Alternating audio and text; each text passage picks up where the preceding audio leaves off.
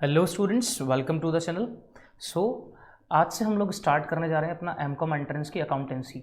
Okay, तो जैसे मैं आपको बता दूं कि जो हमारी एमकॉम एंट्रेंस में जो अकाउंटेंसी है स्टूडेंट्स, वो 11th की भी है, 12th की भी है और बीकॉम में जो हमने पढ़ा है वो भी है। ठीक है, लेकिन 11th-12th से अगर आपने देखा हो तो ज़्यादा क्वेश्चंस पूछे जाते हैं। तो हमने जो अकाउंटेंसी का सिलेबस स्टार्ट करना है आज से, तो हम 3 पार्ट में करेंगे। तो जो आपकी पूरी अकाउंटेंसी है जो एमकॉम एंट्रेंस में आती है, उसको हम 3 पार्ट में करेंगे।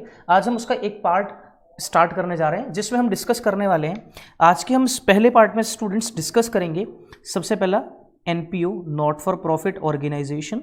ओके, उसके बाद जो नेक्स्ट टॉपिक होगा हमारा वो है कंसाइनमेंट अकाउंटिंग। नेक्स्ट जो होगा हमारा क्या होगा, consignment accounting. Okay, and the third one is final account. Next क्या होगा इसमें, फाइनल अकाउंट होगा। Okay, and the last one is cash flow, CFS, cash flow statements. Okay, तो जो हम स्टार्ट करने वाले हैं एमकॉम एंट्रेंस के लिए, तो आज की जो हमारी अकाउंटेंसी की क्लास है वो इन 4 टॉपिक्स के ऊपर रहेगी। ठीक है, तो हमने सिलेबस को अपने डिवाइड किया है। आज हम इन्हीं 4 टॉपिक्स को डिस्कस करेंगे, फिर पार्ट 2 आपके पास आएगा, फिर पार्ट 3 आएगा, और पार्ट 3 के एंड में आपका पूरा अकाउंटेंसी का सिलेबस कंप्लीट हो जाएगा फॉर एमकॉम एंट्रेंस। ओके, जो एमकॉम एंट्रेंस में क्वेश्चंस बन सकते हैं, मैक्सिमम परम्यूटेशन कॉम्बिनेशन, जिस तरीके के क्वेश्चंस फ्रेम हो सकते हैं वो क्वेश्चंस भी आपको कराए जाएंगे और हमारे मोबाइल ऐप पे भी वो आपको अवेलेबल होंगे। ठीक है, तो ये सीरीज हम स्टार्ट करने जा रहे हैं एमकॉम एंट्रेंस के लिए। ऐसे ही आपको इकोनॉमिक्स का मिलेगा। ठीक है, कि इकोनॉमिक्स भी 2-3 क्लासेस में हम वाइंड अप कर देंगे, लेकिन थोड़ी इनकी जो ड्यूरेशन है वो थोड़ी लंबी होगी। तो आपसे रिक्वेस्ट है कि वीडियोज़ को पूरा देखें। ओके, एंड तक देखें ताकि कोई कॉन्सेप्ट आपका छूटे ना। Okay, so let's start from NPO. Okay, so हम स्टार्ट करते हैं students NPO, not for profit organisation. Okay, chapter का नाम क्या है, नॉट फॉर प्रॉफिट ऑर्गेनाइजेशंस। ठीक है, नॉट फॉर प्रॉफिट ऑर्गेनाइजेशंस। अब देखो ये कौन सी ऑर्गेनाइजेशंस होती हैं, नाम ही इनका नॉट फॉर प्रॉफिट ऑर्गेनाइजेशंस। ये वो ऑर्गेनाइजेशंस हैं जो प्रॉफिट मोटिव के लिए काम नहीं करती। इनका मेन मोटिव होता है टू सर्व सोसाइटी, सोसाइटी को सर्व करना। तो अगर हम बात करें स्टूडेंट ऑर्गेनाइजेशन की, तो ऑर्गेनाइजेशन को बेसिकली हमने 2 पार्ट्स में डिवाइड किया हुआ है। ऑर्गेनाइजेशन को बेसिकली हमने 2 पार्ट्स में डिवाइड किया।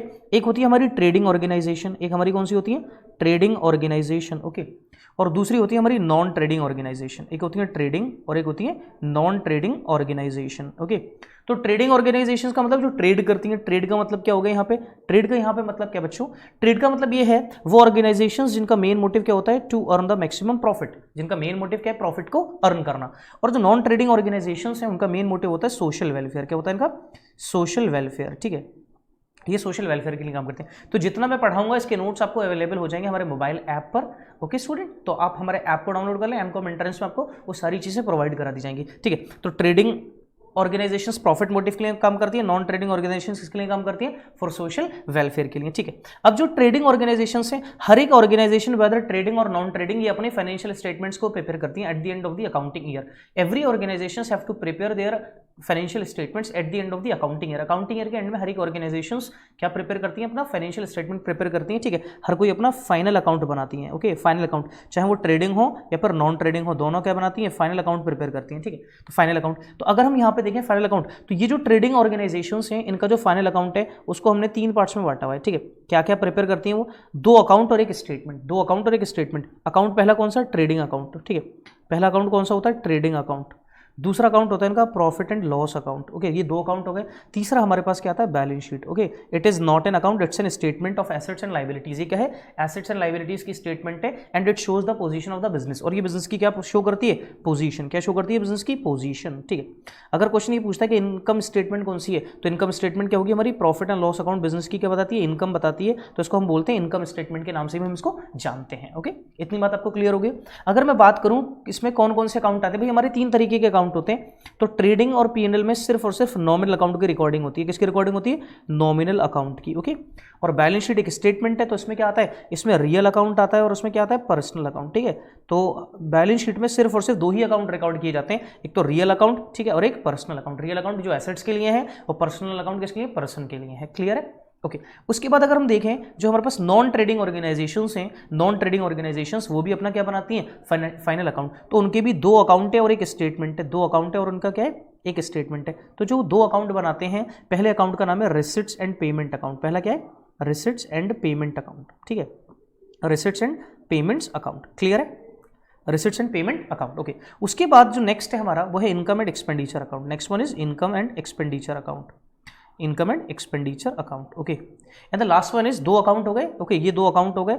नेक्स्ट हमारे पास आता है बैलेंस शीट। नेक्स्ट क्या आता है हमारे पास? Balance sheet. ओके, नेक्स्ट आता है हमारे पास बैलेंस शीट। ये भी क्या है? एक पोजीशन स्टेटमेंट है।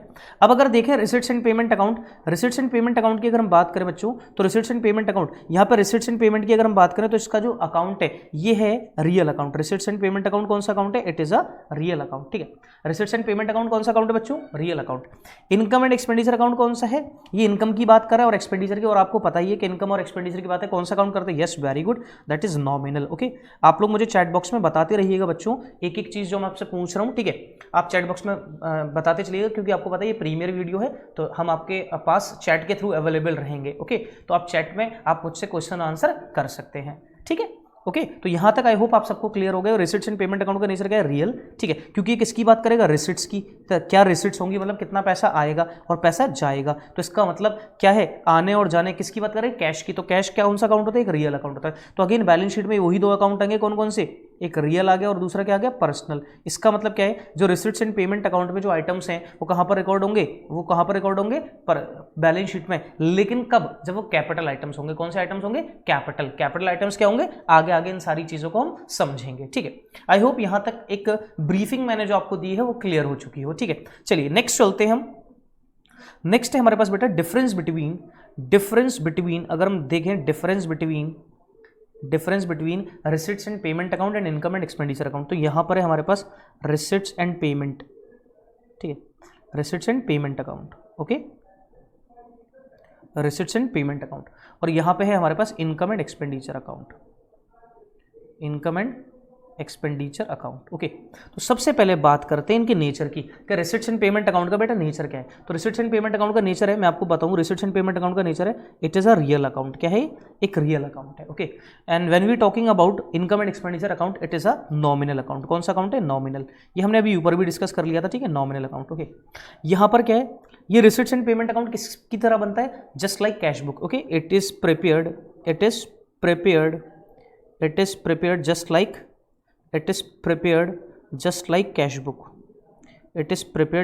Cash book. ओके, ये किसकी तरह प्रिपेयर होता है? कैश बुक की तरह प्रिपेयर होता है। ओके, नेक्स्ट है अगर हम इनकम एंड एक्सपेंडिचर की बात करें, it is prepared just like profit and loss account. Okay, ये किसकी तरह बनता है? बिल्कुल प्रॉफिट एंड लॉस अकाउंट की तरह, क्योंकि इनकम और एक्सपेंडिचर की बातें करता है। ठीक है, ये किसकी तरह बनता है? बिल्कुल कैश बुक की, क्योंकि यहाँ पे कैश का रिसीट्स और कैश का क्या है? पेमेंट है। ओके, नेक्स्ट आता है हमारे पास जो थर्ड है, it is prepared on basis of accounting. आपने पढ़ा होगा चैप्टर नंबर 3 क्लास 11th में, बेसिस ऑफ अकाउंटिंग 2 था, एक कैश बेसिस और एक एक्रूअल बेसिस। जल्दी से आंसर करो, रिसीट्स एंड पेमेंट अकाउंट कौन से बेसिस पे बनता होगा? जल्दी से आंसर करो, कैश या accrual? Yes, very good, cash basis of accounting. किस पे बनेगा? Cash basis of accounting. ठीक है,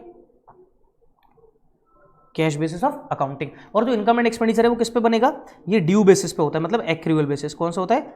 एक्रूअल बेसिस। ठीक है, एक्रूअल बेसिस, और इसको हम बोल सकते हैं ड्यू बेसिस। ठीक है, और इसका एक और नाम होता है दैट इज मर्केंटाइल बेसिस। ठीक है, मर्केंटाइल बेसिस। तो क्वेश्चन में 3 कोई ऑप्शंस हो सकते हैं। ठीक है, एक्रूअल बेसिस, ड्यू बेसिस और मर्केंटाइल बेसिस। तो ये 3 डिफरेंस आपको बहुत अच्छे से क्लियर हो चुके होंगे। ठीक है, अब जैसे हम बात करें कि कैश बुक में हम क्या क्या रिकॉर्ड करते थे। कैश बुक में हम रिकॉर्ड करते थे कि अगर मैंने मशीनरी परचेस की है तो कैश बुक में रिकॉर्ड होगी, क्योंकि machinery account debit to cash. और लेकिन मशीनरी को परचेस करना एक कैपिटल एक्सपेंडिचर है। क्या है? कैपिटल एक्सपेंडिचर है। तो 2 तरीके के एक्सपेंडिचर होते हैं, एक रेवेन्यू और एक कैपिटल। 2 तरीके की रिसिट्स होती हैं, एक कैपिटल रिसिट्स और एक रेवेन्यू रिसिट्स। होते डेफर्ड रेवेन्यू में, अभी हम उनकी बात नहीं कर रहे हैं। ठीक है, तो यहां तक आपको बात समझ में आ रही होगी। तो अब बताइए कैपिटल नेचर का मतलब क्या होता है? जो नॉन रिकरिंग नेचर को कभी कभी होने वाला। Okay, non recurring. Okay, capital. अब रेवेन्यू की अगर हम बात करें तो रिकरिंग नेचर का, बार बार होने वाला। ठीक है, तो रिसिट्स एंड पेमेंट अकाउंट में capital, receipts and payment account में both capital and revenue items are recorded. Okay, receipts and payment account में बच्चे कैपिटल और रेवेन्यू आइटम्स क्या होंगे? यहाँ पे रिकॉर्ड किए जाते हैं। ठीक है, क्लियर है? Capital and revenue items are recorded. But अगर हम बात करें इनकम एंड एक्सपेंडिचर अकाउंट की, ओनली रिकॉर्ड, ठीक है, only recording of revenue items. सिर्फ यहाँ पे किस चीज़ की रिकॉर्डिंग होगी? रेवेन्यू आइटम्स ही रिकॉर्ड किए जाएंगे। कोई कैपिटल एक्सपेंडिचर यहाँ पे या कैपिटल रिसीट यहाँ पे रिकॉर्ड नहीं किया जाएगा। कहाँ पर? इनकम एंड एक्सपेंडिचर अकाउंट में। क्लियर है? अब देखिएगा, नेक्स्ट है हमारे पास रिसिट्स एंड पेमेंट अकाउंट बनता है कैश बेसिस ऑफ अकाउंटिंग पे। तो यहाँ पे किसी तरीके के कोई एडजस्टमेंट नहीं होते, no adjustment is required. No adjustment is required, ठीक है, नो एडजस्टमेंट इज रिक्वायर्ड, यहाँ पे किसी तरीके का कोई भी एडजस्टमेंट नहीं होता, नो एडजस्टमेंट इज रिक्वायर्ड, ठीक है, कोई भी एडजस्टमेंट रिक्वायर्ड यहाँ पे नहीं होगा। कैसे एडजस्टमेंट? आउटस्टैंडिंग का एडजस्टमेंट, प्रीपेड का एडजस्टमेंट, इस तरीके के कोई भी एडजस्टमेंट यहाँ पर नहीं होते हैं। लेकिन जब हम इनकम एंड एक्सपेंडिचर के अकाउंट की बात करते हैं तो एडजस्टमेंट इज देयर, यहाँ पर क्या होते हैं? एडजस्टमेंट होते हैं। क्या होते हैं? एडजस्टमेंट आर देयर, ठीक है, यहाँ पर क्या होंगे? एडजस्टमेंट्स होंगे, प्रीपेड का भी होगा, आउटस्टैंडिंग का भी होगा, एक्रूड का होगा, ठीक है, सारे के सारे एडजस्टमेंट यहाँ पे रिकॉर्ड होते हैं। ओके, नेक्स्ट अगर हम देखें, तो रिसिट्स एंड पेमेंट अकाउंट जो है, जो रिसिट्स एंड पेमेंट अकाउंट है स्टूडेंट्स, उसमें कोई भी नॉन कैश आइटम्स नहीं आते, ठीक है, non cash items not recorded, non cash items are not recorded, ठीक है। अब नॉन कैश आइटम्स कौन से होते हैं? जिनसे हमारा कैश इफेक्ट नहीं हो रहा लेकिन फिर भी हमें लॉस हो जाता है, लाइक डेप्रीसिएशन, कोई कैश नहीं गया लेकिन लॉस हो गया, लॉस गुड्स बाय थेफ्ट, ठीक है, सामान जल गया, कैसे सामान जल गया या सामान चोरी हो गया, तो ये नॉन कैश आइटम्स हैं, ठीक है, तो इसकी recording receipts and payment account में नहीं होती, ठीक है। Non cash items are consider, यहाँ पे क्या होगा? Non cash items are consider, अगर डेप्रीसिएशन लग रहा है तो डेप्रीसिएशन हमारा लॉस माना जाएगा, ठीक है, क्लियर है। नेक्स्ट है जो हमारे पास रिसिट्स एंड पेमेंट अकाउंट है स्टूडेंट्स, उसमें हमारे पास कोई भी आइटम या तो हमारे पास प्रीवियस ईयर का हो सकता है, या फिर हमारे पास करंट ईयर का हो सकता है, या फिर हमारे पास नेक्स्ट ईयर का हो सकता है। तो सारी की सारी रिसिट्स और सारे के सारे एक्सपेंडिचर्स हम उसी में रिकॉर्ड करते हैं, चाहे वो प्रीवियस ईयर से रिलेट करता हो, करंट ईयर से रिलेट करता हो या नेक्स्ट ईयर से रिलेट करता हो। लेकिन अगर हम इनकम एंड एक्सपेंडिचर की बात करें तो यहाँ पर हम सिर्फ कौन से आइटम लेते हैं? Only current year items, only current year items. सिर्फ हम कौन से आइटम्स को रिकॉर्ड करेंगे? करंट ईयर आइटम्स को कंसिडर करेंगे यहाँ पर, ठीक, क्लियर है। नेक्स्ट अगर हम देखें तो नेक्स्ट है हमारे पास, जो हमारे पास यहाँ पर रिसिट्स एंड पेमेंट अकाउंट है, इसका ओपनिंग बैलेंस भी होता है और क्लोजिंग बैलेंस भी होता है, ठीक है, both opening and closing balance, both opening and closing balance, ठीक है। यहाँ पर इसके ओपनिंग और क्लोजिंग बैलेंस होते हैं किसके नाम से? कैश और बैंक के नाम से। किसके नाम से? कैश और बैंक के नाम से, ठीक। अगर हम यहाँ पे देखें तो यहाँ पर हमारे पास जो है इनकम एंड एक्सपेंडिचर अकाउंट का नो ओपनिंग बैलेंस, इसका कोई भी ओपनिंग बैलेंस नहीं होता, लेकिन हाँ इसका क्लोजिंग होता है, ओके, बट क्लोजिंग बैलेंस, ठीक है, लेकिन इसका क्या बैलेंस होगा? क्लोजिंग। अब वो क्लोजिंग बैलेंस क्या हो सकता है? या तो सरप्लस होगा या फिर डेफिसिट होगा। क्या होगा? या तो सरप्लस या फिर डेफिसिट, ठीक है। सरप्लस का मतलब क्या है? When income is over expenditure, okay. Deficit कब होगा? Deficit when income is less than expenditure, ठीक है। तो क्लियर हो गया। तो ये है हमारा एक डिफरेंस किसका? रिसिट्स एंड पेमेंट अकाउंट का और इनकम एंड एक्सपेंडिचर अकाउंट का, ठीक है। आई होप ये आपको क्लियर हो गया हो। बाकी आप नोट से भी पढ़ सकते हैं, हमारे नोट्स में भी सारी बातें गिवन है, क्लियर है, ठीक। यहाँ तक बात समझ में आ रही है? अब चलो अब आगे चलते हैं, ठीक है। यहाँ तक आपको बात समझ में आ गई।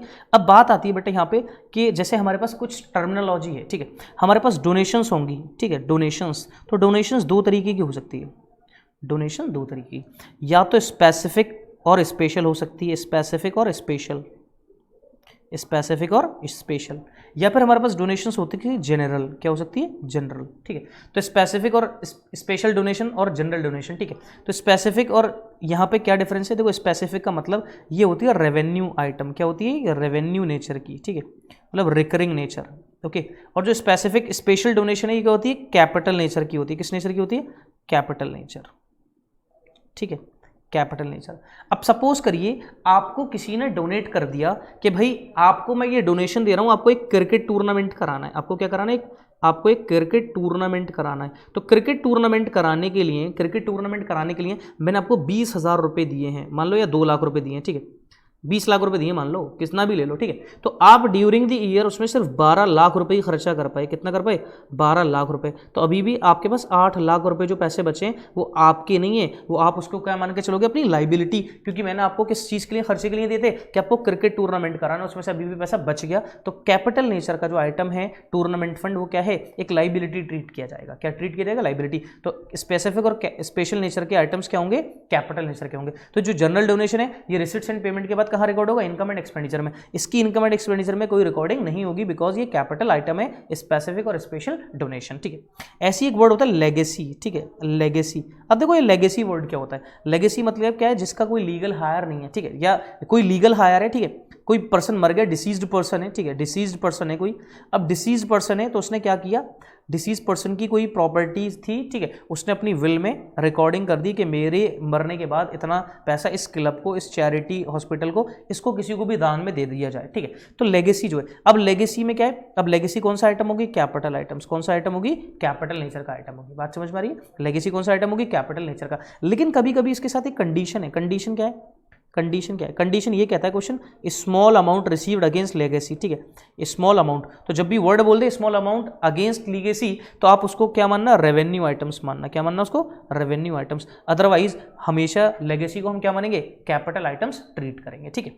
एक टाइम टू टाइम क्लब के जो मेंबर्स हैं वो क्या पे करते हैं, अपनी मेंबरशिप को अलाइव करने के लिए क्या पे करते हैं, हर साल सब्सक्रिप्शन पे करते हैं। क्या करते हैं, सब्सक्रिप्शन। तो ये सब्सक्रिप्शन क्लब की क्या होती है, इनकम होती है। सब्सक्रिप्शन क्या होती है, क्लब की इनकम। सब्सक्रिप्शन क्या है, it is the regular income of the club. ये क्लब की एक रेगुलर इनकम है, ठीक है। अब यहाँ पे सब्सक्रिप्शन है, अब सब्सक्रिप्शन क्या है, इनकम है। अब देखो कभी कभी ये भी क्वेश्चन आ जाता है, आपको पता है अगर मैंने इनकम एडवांस पे ले ली, ठीक है, एडवांस इनकम, तो बताओ एडवांस इनकम मेरी एसेट है या लाइबिलिटी, बताना जरा। एडवांस इनकम मेरी क्या होती है, लाइबिलिटी। क्या होती है मेरी, लाइबिलिटी। मैं इस एडवांस इनकम की जगह क्या लिख सकता हूं, क्योंकि advance income, okay, advance income की जगह मैंने क्या लिख दिया, एडवांस सब्सक्रिप्शन। क्या लिख दिया, इनकम तो मेरी सब्सक्रिप्शन है, मैंने क्या लिख दिया, एडवांस सब्सक्रिप्शन। तो एडवांस सब्सक्रिप्शन में मेरी क्या ट्रीट किया जाएगा, लाइबिलिटी ट्रीट किया जाएगा, ठीक। ऐसे ही आपको पता है कि मेरे पास जो एक्रूड इनकम होती है, हमारी क्या होती है, एक्रूड इनकम। तो एक्रूड इनकम क्या है, मैंने कमा तो लिया, अर्न बट नॉट रिसीव, लेकिन मुझे मिला नहीं, तो ये तो मेरी एसेट है, जो मेरा अपना है, जो मुझे मिलेगा ये मेरी एसेट है। तो मैं एक्रूड की जगह मैं क्या लिख दूँ, एक्रूड इनकम की जगह मैं लिख दूँ एक्रूड सब्सक्रिप्शन, या फिर एक्रूड को और क्या बोल सकते हैं, आउटस्टैंडिंग सब्सक्रिप्शन, ओके। लेकिन इनकम के साथ हम बेसिकली एक्रूड वर्ड लगाते हैं, लेकिन सब्सक्रिप्शन अगर आउटस्टैंडिंग है तो आपकी क्या होती है, आपका अपना होता है, तो वो क्या है, आपकी एसेट ट्रीट की जाएगी। क्या ट्रीट की जाएगी, एसेट ट्रीट की जाएगी, ठीक है। बात समझ में आ रही है, क्लियर है यहाँ तक, ओके। अब आता है हमारे पास एक life membership fee, life membership fee, life membership fee, okay. Once in a life, जो हम क्लब में जो मेंबर एंटर होता है उससे क्या लेते हैं, एक लाइफ मेंबरशिप फी लेते हैं, और ये हमेशा और हमेशा कैपिटल नेचर की होती है। किस नेचर की, कैपिटल नेचर की। Once in a life member बनने के लिए एक फीस ली जाती है, इसको हम क्या बोलते हैं, लाइफ मेंबरशिप फी, और वो किस नेचर की होती है, कैपिटल नेचर की होती है। क्लियर है, ठीक। अब यहाँ कभी कभी क्वेश्चन ये पूछ सकता है आपसे कि सब्सक्रिप्शन का कितना अमाउंट हम रिकॉर्ड करेंगे इनकम एंड एक्सपेंडिचर अकाउंट पर, ठीक है, okay. Amount of subscription, amount of subscription to be recorded, amount of subscription to be recorded in income and expenditure account, income and expenditure account. कि income and expenditure account में subscription का कितना amount record किया जाएगा, तो कैसे record करते हैं वो देख लीजिएगा। एक स्टेटमेंट बनाते हैं हम। सबसे पहले लिखते हैं subscription received during the year, subscription received during the year, okay. अब ये चीज़ एक बात समझ लीजिएगा आप बच्चों, कि जो हमारे पास हम क्या बना रहे हैं, इनकम एंड एक्सपेंडिचर। अब ये याद रखना, इसमें सिर्फ रेवेन्यू आइटम्स आते हैं और करंट ईयर के आइटम्स को ही हम कंसीडर करेंगे, ठीक है। तो subscription receive during the year जितना हमें मिला करंट ईयर का, इसलिए उसको रिकॉर्ड कर दिया। अब ऐड क्या क्या करते हैं, पहले मैं लिख दूं उसके बाद समझाऊंगा, ठीक है। Outstanding subscription at the and, outstanding subscription at the end of current year, okay. और क्या ऐड करेंगे, advance subscription in the beginning, in the beginning of current year, in the beginning of current year. अब देखना यहां पर ये दोनों period किससे रिलेट कर रहे हैं, करंट ईयर से। तो मैंने आपसे ये कहा था कि हम यहां पर इनकम एंड एक्सपेंडिचर अकाउंट में सिर्फ कौन सी ईयर के आइटम्स को कंसीडर करते हैं, सिर्फ करंट ईयर के आइटम्स को। तो ये ड्यूरिंग द ईयर हमें मिला करंट ईयर में, वो रिकॉर्ड कर दिया, okay. Outstanding at the and, जिस साल हमारा करंट ईयर एंड हो रहा था उस टाइम उस साल का क्या था, आउटस्टैंडिंग था, लेकिन हमने कमा लिया लेकिन हमें मिला नहीं था, तो उसी ईयर से रिलेट करता है, इसलिए क्या करेंगे, इसको ऐड करेंगे। Advance subscription in the beginning of current year, जैसे ही हमारे पास क्या हुआ, हमारे पास करंट ईयर स्टार्ट हुआ था, ठीक है, तो हमें तभी क्या मिल गया, एडवांस। तो उसी साल का मिला हुआ एडवांस हमें, ठीक है, पूरे साल का एडवांस हमें मिला हुआ, तो वो भी करंट ईयर से रिलेट करता है, इसलिए ऐड कर रहे हैं उसको। अब लेस क्या करेंगे इनका, वाइस वर्सा क्या होगा, subscription, subscription outstanding in the beginning, in the beginning of, in the beginning of current year. Current year के बिगिनिंग में क्या है, कुछ आउटस्टैंडिंग है, तो करंट ईयर के बिगिनिंग में आउटस्टैंडिंग कौन सी ईयर का होगा, भाई इस साल के स्टार्टिंग में ही हमारे पास आउटस्टैंडिंग है, कौन सी ईयर से रिलेट करता होगा, ये प्रीवियस ईयर से रिलेट करता होगा, इसलिए इसको क्या करें, माइनस, क्योंकि मैंने बताया कि इनकम एंड एक्सपेंडिचर अकाउंट में सिर्फ करंट ईयर के आइटम्स को क्या करेंगे, हम रिकॉर्ड करेंगे, ठीक है। उसके बाद और क्या लेस करना है इसमें से, वो लेस करना है advance subscription eight the end of, eight the end of current year. जैसे ही करंट ईयर एंड हुआ हमें एक सब्सक्रिप्शन किस में मिल गया, एडवांस में मिल गया। तो कौन सी ईयर के लिए मिला होगा, नेक्स्ट ईयर के लिए। तो नेक्स्ट ईयर के लिए क्या कर देंगे हम, माइनस कर देंगे, क्योंकि हम सिर्फ कौन सी ईयर के आइटम्स को कंसिडर करते हैं, करंट ईयर के आइटम्स को। तो जो यहाँ पर हमारे पास बैलेंस आएगा, जो यहाँ पर हमारे पास बैलेंस आएगा उसको हम क्या कर देंगे, credited to income and expenditure account. कहाँ पे रिकॉर्ड कर देंगे, इनकम एंड एक्सपेंडिचर अकाउंट में उसको क्या कर देंगे, रिकॉर्ड कर देंगे, मतलब क्रेडिट कर देंगे। ठीक है, क्लियर है। तो ये था एक पूरा सिस्टमेटिक तरीके से जो मैंने आपको बताया बच्चों, डिफरेंस बताया, एनपीओ की सारी टर्म्स बताई। ठीक है, अगर फिर भी आपको फर्दर कोई डाउट्स रहता है, आपके पास नोट्स होंगे, आप मुझसे चैट बॉक्स में बराबर पूछते रहिएगा। ठीक है, तो ये था पूरा whole about income and expenditure account, receipts and payment account, balance sheet, okay, और सब्सक्रिप्शन अकाउंट कैसे बनाते हैं, कुछ टर्म्स हमने डिस्कस करी थी। ठीक है, ओके, आई होप इतना आपको क्लियर होगा। तो जब भी आप ये पढ़ें तो आपके पास मेरे नोट्स होने चाहिए। ठीक है, और आप रही आपके मल्टीपल चॉइस क्वेश्चंस की बात, तो वो भी मैं अपलोड कर दूंगा, वो भी आपको ऐप से मिल जाएंगे एमकॉम एंट्रेंस वाले बैच में। ठीक है, चलो नेक्स्ट देखते हैं हम। नेक्स्ट है हमारे पास कंसाइनमेंट अकाउंटिंग। ठीक है, नेक्स्ट बच्चों हमारे पास कंसाइनमेंट अकाउंटिंग। ठीक है, सेकंड है हमारे पास कंसाइनमेंट अकाउंट। अब देखो कंसाइनमेंट, तो देखो इससे क्या क्या क्वेश्चंस बन सकते हैं। सबसे पहली चीज़ तो कंसाइनमेंट अकाउंट क्या है, एक नॉमिनल अकाउंट है। Consignment account is a nominal account. Consignment account कौन सा अकाउंट है, एक नॉमिनल अकाउंट है। ठीक है, अब नॉमिनल अकाउंट है, consignment account is very different from sale. ठीक है, सेल अलग होती है, कंसाइनमेंट अलग होता है। ठीक है, सेल अलग है और कंसाइनमेंट क्या होता है, बिल्कुल अलग होता है। ओके, सेल में क्या करते हैं, दो पार्टीज होती हैं सेल में। ठीक है, सेल के केस में एक सेलर, एक बायर। ठीक है, अब क्या है, जब ये सेलर इस बायर को कुछ सामान बेच देता है तो पोजेशन और ओनरशिप दोनों किसके पास आ जाती हैं। एक तो पोजेशन आ गया इसके पास, ठीक है, बायर के पास क्या आ गया, पोजेशन, और दूसरा इसके बाद क्या आ गई, ओनरशिप। क्या आ गई दूसरी इसके पास, ओनरशिप। तो बायर के पास पोजेशन भी आती है और ओनरशिप भी आती है। लेकिन कंसाइनमेंट के केस में दो पार्टीज होंगी, एक होगा कंसाइनर, कौन होगा, एक कंसाइनर, और एक होगा कंसाइनी। क्या होगा, कंसाइनी। ठीक है, consignee is an agent, consignee is an agent. Consignee कौन है, एजेंट है किसका, कंसाइनर का। Consignee is an agent and agent work for his principal. Agent किसके लिए काम करता है, अपने प्रिंसिपल के लिए। तो अगर हम बात करें कंसाइनर और कंसाइनी में रिलेशन कौन सा होता है, एजेंट एंड प्रिंसिपल का रिलेशन है। ठीक है, अब एजेंट एंड प्रिंसिपल का रिलेशन क्या है, अब जो कंसाइनर है, ठीक है, कंसाइनमेंट का मतलब क्या, देखो, consignor send goods, consignor send goods to his consignee, consignor send goods to his consignee for selling purpose, for selling purpose. Okay, क्या मतलब है, क्या मतलब है, देखो यहाँ पे कंसाइनर कंसाइनी को डायरेक्टली गुड्स नहीं बेच रहा है, कंसाइनर कंसाइनी को डायरेक्टली गुड्स नहीं भेज रहा है, वो उसको सामान डिस्पैच कर रहा है। किस पर्पस के लिए, कि फर्दर उसको आगे बेचने के लिए। लेकिन यहाँ पे सेलर डायरेक्टली किसको बेच देता है, बायर को। तो बायर के पास पोजीशन भी आ जाती है और ओनरशिप भी आ जाती है। लेकिन जब कंसाइनर कंसाइनी को गुड्स भेजेगा तो कंसाइनी के पास सिर्फ पोजीशन आएगी। क्या आएगी, सिर्फ पोजीशन। ठीक है, पोजीशन आएगी इसके पास ओनरशिप नहीं आएगी। क्या नहीं आएगा, इसके पास ओनरशिप नहीं आएगी। ओनरशिप हमेशा किसके पास रहेगी, कंसाइनर के पास। ठीक है, ओनरशिप किसके पास रहेगी, हमेशा कंसाइनर के पास रहेगी। ओके, बात समझ में आ गई, क्लियर है आपको इतना। ओके, तो ये क्या है, अब ये नेचर क्या है इसका, नॉमिनल है, किसका, कंसाइनमेंट का। अब अगर इसमें कुछ कभी कभी अकाउंटिंग एंट्रीज पूछते हैं तो अकाउंटिंग एंट्रीज में याद रखना ये नॉमिनल अकाउंट है, बिल्कुल ट्रेडिंग अकाउंट की तरह प्रिपेयर होगा, बिल्कुल ट्रेडिंग अकाउंट की तरह। जैसे हम ट्रेडिंग अकाउंट बनाते थे वैसे ही। तो जैसे मैं एंट्रीज की बात करूँ, ठीक है, या फिर मैं आपको एक इसका अकाउंट बना के दिखाता हूँ, फिर एंट्रीज आपको यहीं से समझा दूंगा। ठीक है, इसका अकाउंट बनता कैसे है वो देख लेना। ठीक है, कंसाइनमेंट अकाउंट। ओके, और ये याद रखना, ये कंसाइनमेंट अकाउंट कंसाइनर की बुक में बनता है। किसकी बुक में बनता है, in the books of consignor, in the books of consignor. ठीक है, किसकी बुक में बनेगा, कंसाइनर अपनी बुक में प्रिपेयर करता है कौन सा अकाउंट, कंसाइनमेंट अकाउंट। ठीक, अब ये सबसे पहले यहाँ पे रिकॉर्ड करेगा to goods sent on consignment. Okay, इसने क्या करा होगा, गुड्स सेंड करे होंगे किस पर्पस के लिए, कंसाइनमेंट के लिए। ठीक है, आपको याद आ रहा होगा कि आपने फर्स्ट ईयर में कैसे पढ़ा था। ठीक है, जो बीकॉम फर्स्ट सेमेस्टर है, क्या एंट्री करी थी आपने, ये डेबिट साइड होती है, क्रेडिट साइड। तो यहाँ पर क्या एंट्री बनी, ये कंसाइनमेंट अकाउंट है, तो क्या एंट्री बनी, consignment account debit to goods sent on consignment. और ये याद रखना स्टूडेंट, जैसे मैंने इसका नेचर बताया नॉमिनल, जितने भी एक्सपेंसेस होंगे उस एंट्री में कंसाइनमेंट अकाउंट क्या होगा, डेबिट। क्या होगा, कंसाइनमेंट अकाउंट डेबिट। और जितने भी रेवेन्यू जनरेट होंगे या गेन होंगे, कंसाइनमेंट अकाउंट इसमें क्या होगा, क्रेडिट होगा। ओके, ये याद रखिएगा। तो गुड्स सेंट ऑन कंसाइनमेंट ये हमने रिकॉर्ड कर दिया, जितने के भी गुड्स किसको डिस्पैच किए गए, कंसाइनी को फॉर सेलिंग पर्पस। ओके, अब जब कंसाइनर कंसाइनी को गुड्स भेज रहा है तो उसके कुछ एक्सपेंसेस भी होंगे अपनी जेब से। तो एक्सपेंसेस की एंट्री क्या होती है, expenses account debit to cash. लेकिन हमने एक्सपेंसेस का मतलब ही क्या, सारी की सारी चीज़ें कहाँ से करनी है, कंसाइनमेंट अकाउंट से। तो एंट्री क्या होगी, consignment account debit to cash. तो यहाँ पर रिकॉर्ड कर दिया हमने consignment account debit to cash. लेकिन ये कैश के नाम से जो एक्सपेंसेस रिकॉर्ड किए गए ये किसके एक्सपेंसेस हैं? कंजाइनर के एक्सपेंसेस है। किसके एक्सपेंसेस है? कंजाइनर के, ठीक है। अब जब कंजाइनर ने कंजाइनी को सामान डिस्पैच कर दिया, अब कंजाइनी सामान को क्या करेगा? अनलोड करेगा, अपने गोडाउन में ले जाएगा, तो इसका मतलब कंजाइनी के भी कुछ खर्चे होंगे, कंजाइनी के भी कुछ खर्चे होंगे। लेकिन कंजाइनी की जेब से खर्चे हो रहे हैं तो हम कैश रिकॉर्ड नहीं कर सकते, क्योंकि कैश तभी रिकॉर्ड करते हैं जब कंजाइनर की जेब से अपनी जा रहा है, और ये किसकी बुक में बन रहा है? कंजाइनर की बुक में बन रहा है। लेकिन अब कंजाइनर की जेब से पैसा जा ही नहीं रहा, किसकी जेब से जा रहा है? कंजाइनी की जेब से। तो कंजाइनी का नाम लिख देंगे, किसका नाम लिख देंगे? कंजाइनी का नाम लिख देंगे। किसके लिए? एक्सपेंसेस के लिए, ठीक है।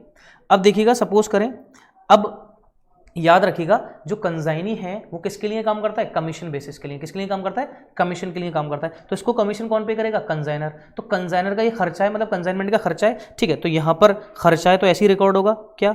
टू कंजाइनी, तो ब्रैकेट में हमने क्या लिख दिया? ये कमीशन की बात कर रहे हैं हम यहाँ पे, ठीक है। ये रिकॉर्ड हो गया यहाँ पे, ओके। अब ये गुड्स क्या होगा? जब कंजाइनी के पास पहुंच गए, कंजाइनी इसको क्या करेगा? बेचेगा। बेचेगा तो रेवेन्यू जनरेट होगा, मतलब क्रेडिट साइड पे आएगा, ठीक है। बाय सेल्स, तो बाय सेल्स हम लिखेंगे, लेकिन बाय सेल्स करके नहीं लिख सकते, क्यों? क्योंकि जब बेच कौन रहा है इसको? कौन बेच रहा है? कंजाइनी। तो पैसा किसके पास आएगा? कंजाइनी के पास। डायरेक्टली हम तो सेल कर नहीं रहे, इसलिए किसके नाम से रिकॉर्ड करेंगे यहाँ पे? Bye consignee. ब्रैकेट में लिख देंगे कंजाइनी ने क्या करा? सेल करा है। क्या करा है? गुड्स सेल्स करा है, ठीक है। अब हो सकता है कुछ कंजाइनमेंट का क्या हो? स्टॉक, तो यहाँ पे आ जाएगा बाय कंजाइनमेंट स्टॉक। अगर आपको याद हो तो ट्रेडिंग अकाउंट ऐसे ही तो बनाते थे, सेल्स आती थी और क्लोजिंग स्टॉक आता था, लेकिन यहाँ पे हमने क्लोजिंग स्टॉक को क्या बोला? By consignment stock. जो भी रिकॉर्ड होगा वो हमने यहाँ पे लिख देना है, ठीक है। यहाँ से हम क्या निकाल लेंगे? प्रॉफिट और लॉस निकाल लेंगे। क्या निकाल सकते हैं? प्रॉफिट और लॉस। यहाँ पे मैंने आपको treatment normal loss, abnormal loss की ट्रीटमेंट नहीं बताई है, क्योंकि हमारे पास सिंपल से यही क्वेश्चंस आते हैं, ठीक है। बात समझ में आ गई? क्लियर है? अब बात करते हैं कमीशन की, ठीक है। तो ये काम किसके लिए करता है? कंजाइनी, कंजाइनर के लिए करता है, लेकिन किस बेसिस के लिए? कमीशन के लिए। किसके लिए? क्या मिलता है उसको उस काम के लिए? कमीशन। क्या मिलता है? कमीशन। अब कमीशन भी 3 टाइप का होता है, कमीशन भी 3 टाइप का। सबसे पहला होता है नॉर्मल कमीशन, नॉर्मल कमीशन। उसके बाद होता है del credere commission, del credere commission. तीसरा होता है over riding commission, over riding, ठीक है। ये 3 तरीके के कमीशन होते हैं। नॉर्मल जो मिलेगा वो जो सेल आपने करी है उस पर मिलेगा, जितनी भी आपने सेल करी है उस पर आपको ये मिलेगा। डेल क्रेडिटरी कमीशन क्या है? Del क्रेडिटरी, okay. कंजाइनर ने कंजाइनी को बोला भी मेरा सामान बेचो, चाहे उधार में बेचो, कैश में बेचो, कैसे भी। तो कंजाइनी ने उसको उधार में बेच दिया सारा सामान, ठीक है, उधार में बेच दिया।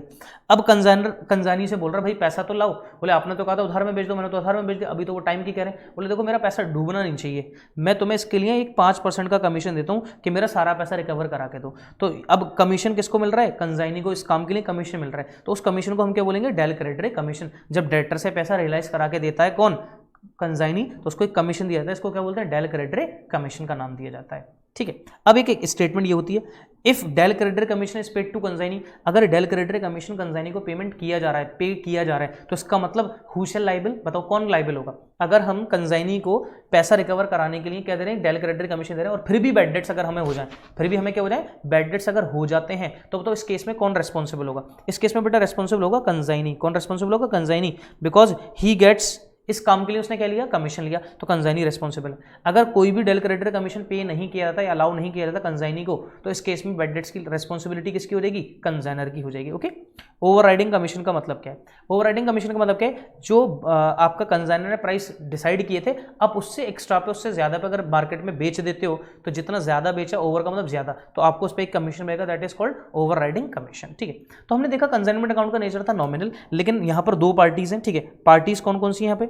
2 पार्टीज कौन कौन सी बताओ जल्दी से। कंजाइनमेंट में कितनी 2 पार्टीज है? हाँ वेरी गुड। एक कौन सा?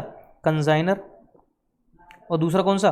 कंजाइनी, ठीक है। अगर क्वेश्चन ये पूछता है कि कंजाइनर का कौन सा अकाउंट है, कौन सा नेचर है, भाई कंजाइनर और कंजाइनी दोनों पर्सन होते हैं, इसलिए कौन सा अकाउंट हो जाएगा? Personal account. कौन सा अकाउंट हो जाएंगे? दोनों पर्सनल। लेकिन अगर क्वेश्चन पूछ ले कंजाइनमेंट अकाउंट कौन सा है, that is nominal. Consignment account कौन सा होता है? नॉमिनल। क्लियर है? ठीक है। यहां पर अगर हम देखें तो लॉस, तो लॉसेस 2 टाइप के हो सकते हैं हमारे पास, ठीक है, 2 टाइप के। एक होता है नॉर्मल लॉस, एक होता है एबनॉर्मल लॉस, ठीक। एक नॉर्मल लॉस और एक एबनॉर्मल लॉस। अब जो नॉर्मल लॉस है और एबनॉर्मल है, नॉर्मल लॉस का मतलब नेचुरली, जो नेचुरल होगा ही होगा आपको। अब नेचुरल होगा ही होगा कैसे? अगर आपके पास डीजल है, अगर आपके पास पेट्रोल है, ठीक है, इनका नेचर ही है एवोपरेट हो जाना, इनका नेचर ही क्या है? एवोपरेट। आप इसको रोक ही नहीं सकते, that loss is known as normal loss, ठीक है। और जो आपकी अपनी गलती से हो जाए, सामान चुर गया, सामान जल, आपकी अपनी गलती से हो जाए, ठीक है, तो वो क्या हो जाएगा? आपका एबनॉर्मल लॉस होगा, ठीक है। तो अब एक आप किसको अवॉइड कर सकते हो, ठीक है, आप किसको अवॉइड कर सकते हो? बताइए, ये अवॉइड कर सकते हो आप? नहीं, ये होगा ही होगा नॉर्मली, ठीक है। इट इज अनअवॉइडेबल, इसको आप अवॉइड नहीं कर सकते, ये इसको अवॉइड कर सकते हैं, ठीक है। इट इज अनअवॉइडेबल, अनअवॉइडेबल ठीक है, and it is avoidable. Clear है, इट इज अवॉइडेबल। क्लियर है, ओके तो यहाँ तक आपको क्लियर हो चुका होगा। अब देखो प्रैक्टिकल क्वेश्चंस नहीं आते, थ्योरेटिकल क्वेश्चंस ही आएंगे, तो इसमें यही आपको करना है। ओके बाकी मैं नोट्स दे दूंगा, अगर आपको ऐसा कुछ लगता है कुछ और भी होना चाहिए तो आप नोट्स में देख सकते हो, बिकॉज स्टूडेंट्स देखो इट्स अ क्रैश कोर्स, ठीक है, ये क्रैश कोर्स है and you know your syllabus, आपका सिलेबस कितना है, कितना पढ़ना होगा आपको, ठीक है। तो हम लोग मेन पॉइंट्स को यहाँ पे कंसिडर कर रहे हैं, बाकी कुछ चीज़ें नोट्स में होंगी, आप उन नोट्स से पढ़ सकते हैं, ठीक है। तो मुझे बताइए चैट में कि आपको समझ में आ रहा है, सबको क्लियर है, बताइए। नेक्स्ट आएगा हमारा फाइनल अकाउंट, ठीक है, नेक्स्ट आएगा बच्चों हमारा final account. Next third is final account, ठीक है, फाइनल अकाउंट या फिर फाइनेंशियल स्टेटमेंट्स, ठीक है। तो फाइनल अकाउंट में क्या क्या आएगा? फाइनल अकाउंट में सबसे पहला ट्रेडिंग, क्या आएगा? Trading account. दूसरा आएगा प्रॉफिट एंड लॉस अकाउंट। तीसरा स्टेटमेंट होगी कौन सी? बैलेंस शीट, ठीक है, क्लियर है। अब देखो ट्रेडिंग अकाउंट, तो trading account reveals, trading account से क्या निकल कर आएगा? या तो ग्रॉस प्रॉफिट या फिर ग्रॉस लॉस। क्या आएगा? ग्रॉस प्रॉफिट या फिर ग्रॉस लॉस।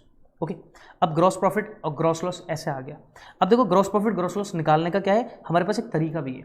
हमारे पास एक तरीका ये है कि हमारे पास एक होती है total sales, sales is equals to cost of goods sold plus gross profit. एक फॉर्मूला ये है सेल्स का। सेल्स में कॉक्स में हम क्या जोड़ते हैं? कॉस्ट ऑफ गुड्स सोल्ड में ग्रॉस प्रॉफिट, तो हमारे पास सेल्स आ जाएगी। और यहाँ पे जो सेल्स का मतलब होता है, ये सेल्स तो दिख रही है लेकिन इससे पहले एक वर्ड जुड़ा हुआ है, क्या है? नेट सेल्स, और इसी को बोलते हैं रेवेन्यू फ्रॉम ऑपरेशंस, ठीक है। अब यहाँ पे अगर मैं कॉस्ट ऑफ गुड्स या ग्रॉस प्रॉफिट कैलकुलेट करूँ तो कैसे कैलकुलेट हो जाएगा? Sales minus cost of goods sold, यही तो होगा। अगर मैं यहाँ से cost of goods sold calculate करना चाहूँ तो क्या बनेगा? Sales minus gross profit. तो ये फॉर्मूले यहाँ पे बन सकते हैं।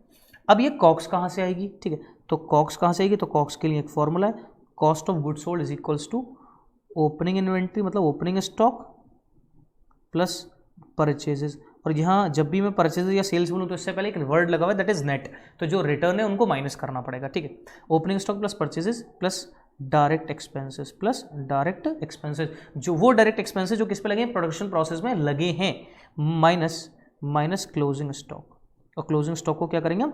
माइनस करेंगे। तो इस तरीके से जो हमारे पास वैल्यू आएगी क्या रहेगी? वो कॉस्ट ऑफ गुड्स सोल्ड आ जाएगी। डायरेक्ट एक्सपेंसेस का मतलब जो फैक्ट्री में इनकर्ड हुए, फैक्ट्री में इनकर्ड होने वाले सारे खर्चे कौन से ट्रीट किए जाएंगे? डायरेक्ट। लेबर को क्या दी जाती है? वेजेस। लेबर कहाँ काम करती है? फैक्ट्री में, ठीक है। ओके मशीन चलती है किससे? फ्यूल से। ओके फ्यूल का जो खर्चा होगा कौन सा होगा? डायरेक्ट होगा। Are you getting my point? Clear है। आपने डायरेक्ट रॉ मटेरियल का परचेस करा, ठीक है, तो परचेस क्या आपका? डायरेक्ट एक्सपेंसेस है, तो यहीं पर रिकॉर्ड किया जाएगा।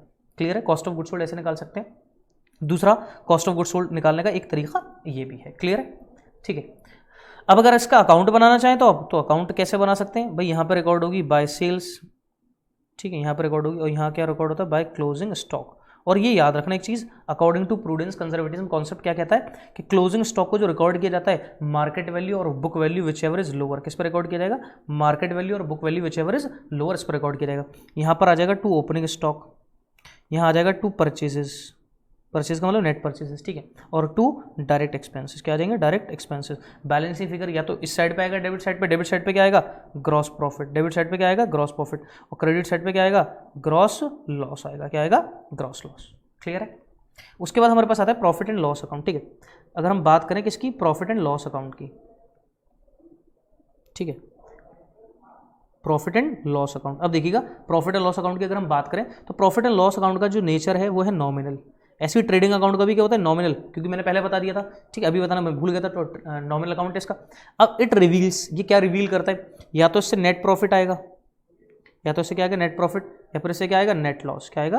या तो नेट प्रॉफिट या फिर नेट लॉस आएगा, ठीक है। नेट प्रॉफिट कब आएगा? जब इनकम किससे ज़्यादा होंगी, प्रॉफिट किससे ज़्यादा होंगे? एक्सपेंडिचर से। लॉस कब आएगा? जब एक्सपेंडिचर किससे ज़्यादा होंगे? इनकम से, ठीक है। अब ये कैपिटल में जाके ऐड हो जाता है, क्या हो जाता है? कैपिटल में जाके इसको ऐड कर देते हैं, और इससे लॉस से कैपिटल क्या हो जाती है? हमारी कम हो जाती है, इसलिए इसको क्या कर देते हैं? माइनस कर देते हैं, ठीक है। क्लियर है। तो सारे के सारे इसके अंदर क्या आता है? इनडायरेक्ट एक्सपेंसेस और इनडायरेक्ट इनकम्स क्या आती हैं?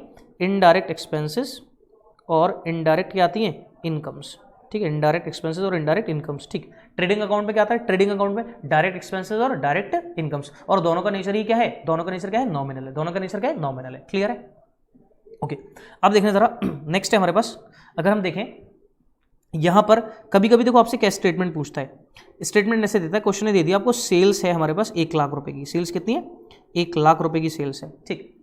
उसके बाद हमें दे रखा है क्वेश्चन ने gross profit on cost, gross profit on cost दे रखा है 25%, कॉस्ट पे ग्रॉस प्रॉफिट कितना 25% कॉस्ट पे ग्रॉस प्रॉफिट है, ठीक है कॉस्ट के ऊपर। तो यहाँ सेल्स दे रखे तो हम डायरेक्टली इस 1 लाख को 25% का नहीं निकाल सकते, 1 लाख का 25% नहीं निकाल सकते, क्योंकि यहाँ पे ये सेल्स गिवन है और यहाँ पे किसके ऊपर है कॉस्ट के ऊपर गिवन है। अगर यहीं पर सेल्स होती है तो हम डायरेक्टली इसको कैलकुलेट कर देते, ठीक है बात समझ में आ रही है इतनी। अब देखो अब यहाँ पे आपको क्या करना है, देखो एक लॉन्ग कट बता रहा हूँ, शॉर्टकट बताऊंगा। तो जिस चीज़ के ऊपर आपको प्रॉफिट दे रखा हो, किसके ऊपर दे रखा कॉस्ट को, उसी को 100 एज्यूम कर लो। तो सॉल्यूशन देखना जरा, लेट कॉस्ट बी 100, कॉस्ट को क्या मान लिया हमने 100, देयरफॉर सेल्स, सेल्स अभी बताई थी किसके बराबर होती है कॉस्ट प्लस ग्रॉस प्रॉफिट के, किसके कॉस्ट को हमने 100 मान लिया, ग्रॉस प्रॉफिट कितना 25%, तो सेल कितनी हो गई 125% हो गई सेल्स, ठीक। अब मैं निकालूं ग्रॉस प्रॉफिट ऑन सेल्स, क्या कैलकुलेट करूं मैं ग्रॉस प्रॉफिट ऑन सेल्स, तो कैसे कैलकुलेट होता है gross profit upon sales into 100, तो ग्रॉस प्रॉफिट कितना है हमारे पास 25, सेल्स कितनी है 125 इंटू 100, तो ये इससे 5 टाइम्स ये कितना हो गया 20%। इसका मतलब अगर प्रॉफिट कॉस्ट के 25% है तो सेल्स के कितना परसेंट होगा 20%। अब इसका एक शॉर्टकट हमारे पास क्या है कि भाई इसको फ्रैक्शंस में कर लो, तो इसका मतलब क्या है 1/4, तो 1/4 से जस्ट एक छोटी वैल्यू क्या होगी 1/4 से जस्ट एक छोटी वैल्यू क्या होती है 1/5। अगर हमेशा कॉस्ट पर ज़्यादा होगी परसेंटेज लेकिन सेल्स पर क्या होगी कम, तो आप फ्रैक्शन में ले लो। अगर कॉस्ट के ऊपर दे रखा है तो 1/4 दे रखा है तो कितनी हो रही है 1/5 से जस्ट एक बड़ा, अगर यहाँ पे 1/3 है, ठीक है 1/3 है, तो इससे क्या है यहाँ पर इससे छोटा करना है एक छोटा, तो बताओ 1/2 तो छोटा नहीं हो सकता क्योंकि 1/3 तो 1/3 बड़ा है और 1/2 भी बड़ा हो जाएगा, ठीक है। लेकिन यहाँ पे क्या करना पड़ेगा 1/4 करना पड़ेगा, कब हम किस पे निकाल रहे हो, जब किस पे निकाल रहे हो सेल्स पर। तो सेल्स के केस में डिनोमिनेटर में आपको क्या करना है इंक्रीज करना है। अगर यहाँ पे 1/2 है मतलब 50% का प्रॉफिट है, तो यहाँ पे कितना हो जाएगा 1/3। Are you getting my point, it is a shortcut, आपको और कुछ याद नहीं रखना, बस इतना आपको पेपर में अप्लाई करना है, ठीक है।